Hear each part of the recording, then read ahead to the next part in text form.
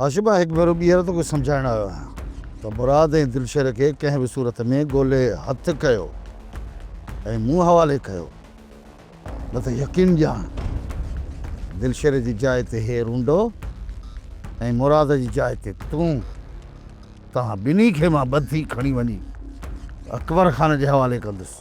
सावल खान, अकबर खान खां तूं एतिरो ख़ौफ़ज़दा थी वई जो पंहिंजे ॻोठाणनि खे ॿधी वञी उन्हनि जे हवाले कंदे?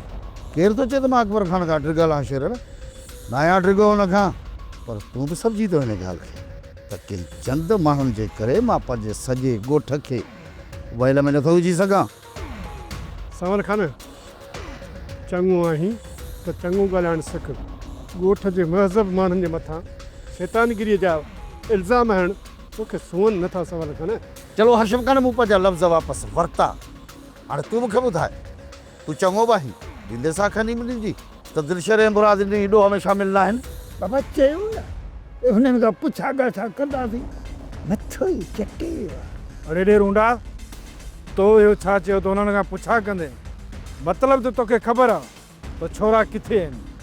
छोट रूंडे खे ॾियूं था सटको, पाण ई सची कंदो छो त हिन निभागे खे सभु ख़बर आहे त छोरा हिन जा किथे आहिनि। अरे अञा लाउड स्पीकर खणी ॿुधायां छा? चयुमि न, मिलंदा त हुननि खां पुछंदासीं त बाबा तव्हां किथे आहो। हर हर साल जे मथां साल। चलो रूंडा, तूं मूंखे हिकिड़ी ॻाल्हि ॿुधाए त तूं ऐं हाशिम ॾींदव हिननि जे एतबार त तव्हां ॿई छोरा हिन ॾोह में शामिल न आहिनि? ॾींदव? सावल खान, पंहिंजी कावर ते काबू रख। असां ॿिन्हिनि जी जांच कयूं पिया। शरल, तव्हां त हुननि लाबार कंहिं ॻाल्हि जी ख़बर ई कोन्हे तव्हांखे। हलो, हाणे तव्हांखे जे सफ़ा ख़बर न आहे त मां थो ॿुधायांव, इहे तव्हां वारा ॿई सुपूत, इहे चन मखणा जेके अथव न, इहे दिलावर वटि मिलंदव बसि। ऐं वञोसि, कहिड़े बि तरीक़े सां छोरा वठी अचो ऐं राति राति में मूं हवाले कयो।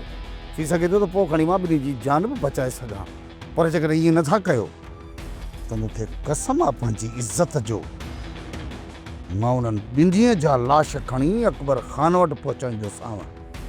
छो त खारे पाणी जा खूह ऐं मुनाफ़िक़नि जा रूह कॾहिं बि मिठा न आहिनि थींदा। अचो वारस, अचो इधर।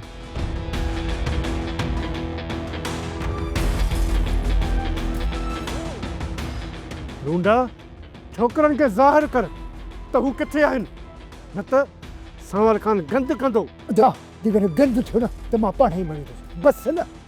तूं छो थो घबराए? बसि। सब्सक्राइब कयो असांजो official YouTube channel Sindh TV HD drama ऐं वधीक अपडेट लाइ बेल आइकन खे क्लिक करियो।